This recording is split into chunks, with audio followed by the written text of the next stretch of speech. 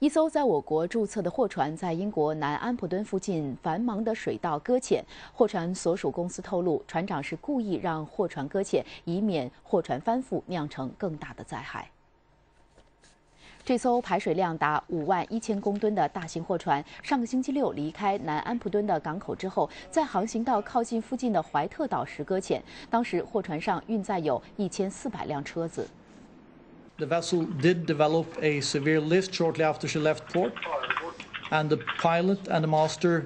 made a decision to save the vessel and the crew by grounding her on the bank. 英国皇家救生艇协会派出2架直升机救起船上的24名船员，还有船员自行跳进海中，由救生艇救起。目前船身已经倾斜52度，公司表示没有出现漏油的迹象，估计可能需要几个星期才可能将货船脱离出事水域。